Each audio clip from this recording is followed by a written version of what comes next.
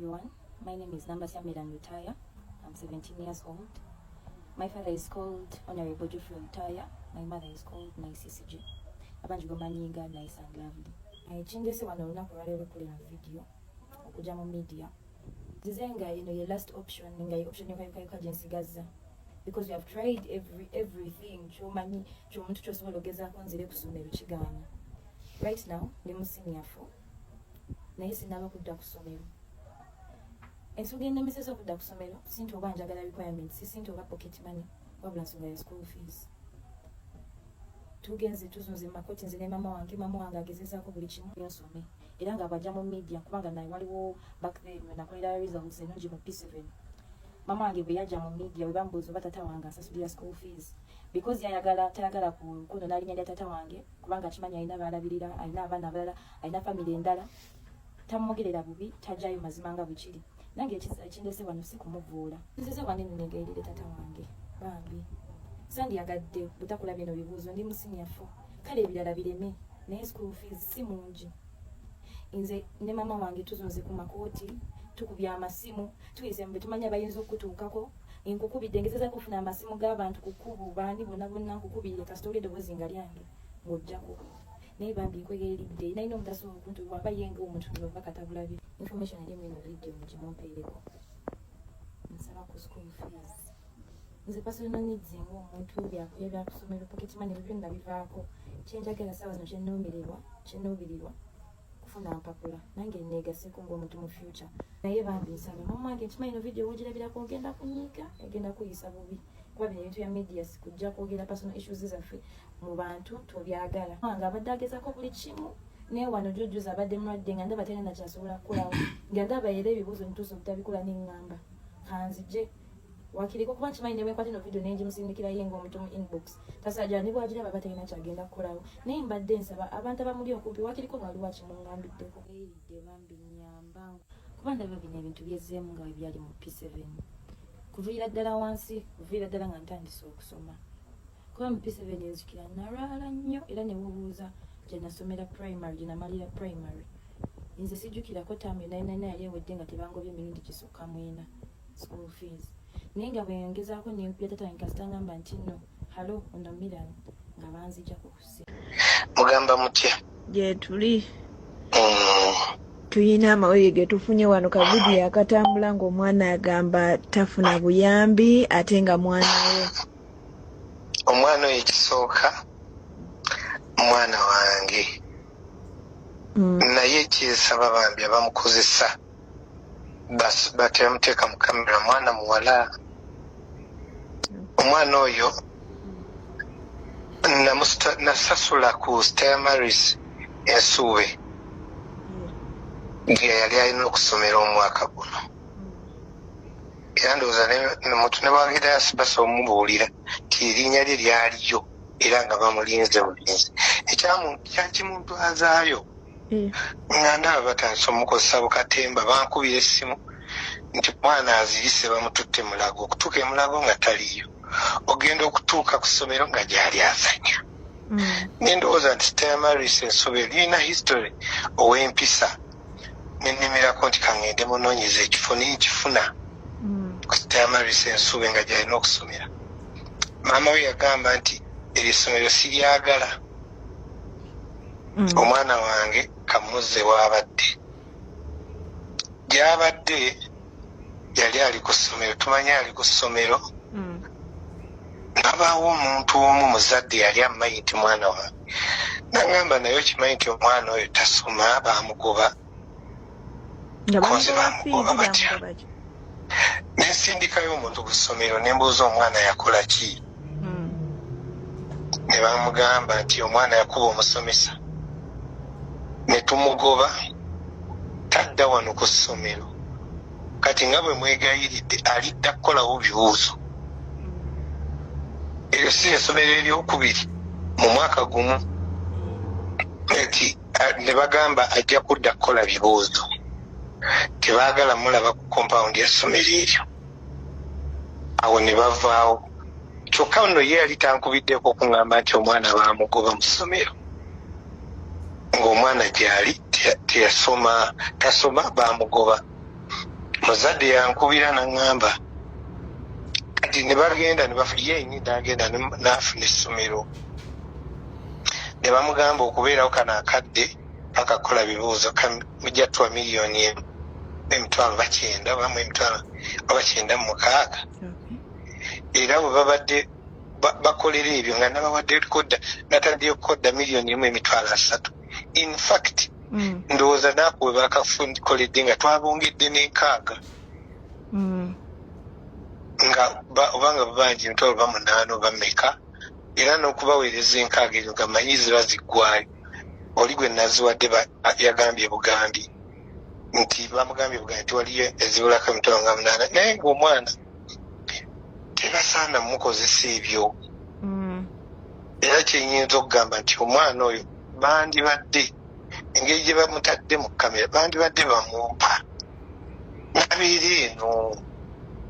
omwana amukulu alina emyaka 17 tubeere naye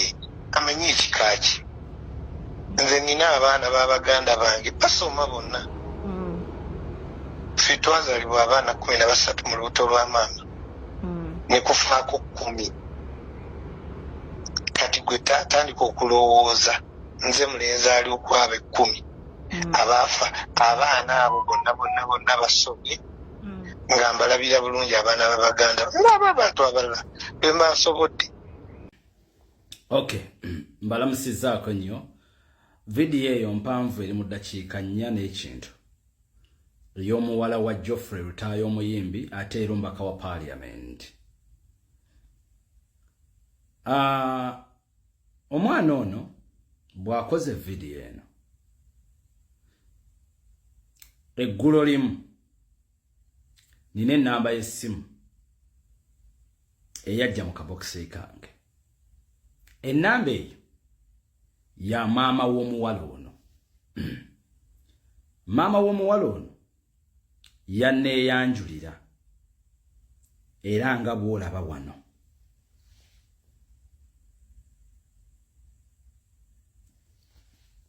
Yangamba, hey, how are you? I need your help. Nemugamba, fine, and you? What is the problem? Nanga abampita nice yesije. Nina obuzibu bw'obuyambi bw'omwana. Nemubuuza otya nangamba nze nazaala ne Geoffrey Rutaaya omwana naye tampa buyambi bw'omwana nakati tali ku ssomero ali waka. Omukyalo oyo bw'amala okuŋŋamba ne mbitegeera ne mubuuza oli ludda wa era ne mugamba oli mweteefuteefu okunsisinkana bw'ati we yanziramu. Yange yatuse nebaako omuliro nenjisuza ku kyaja asoze otya nosebo esimu yange yatuse nebaako omuliro nenjisuza ku kyaja ewendi nsobola okukulaba njagala ebintu bino njagala bwenkanya. Tuli ba Equity for Men naye njagala owulirize wano katono nnyo. Sijja gamba nti Geoffrey Rutaaya alabirira oba talabirira naye tugenda kava mpola mpola. Omukyalo ono n'amala oluvannyuma n'ampeereza audio nga wayiseewo kubanga alwaliro ku Lwokubiri then eggulo yampeereza audio nga ngamba bw'ati nga mubuuza owaaya nanga bw'ati. Sibyokya nosebo oyo abeera ne tatamira nankubire nagamba omwana yetegeke mbedde agenda kusindika transport ne sente ku fees then mutwale. Kyabadde kinnuma nga ndaba omwana ali waka ali mu S4 abalala bali mu kusoma tasindika fees asirise naye kati ndabyakedde kunkubira kasooke mulinde ndaba oba nasindika fees nzidire mu nkudire bw'atagisindika tumukoleko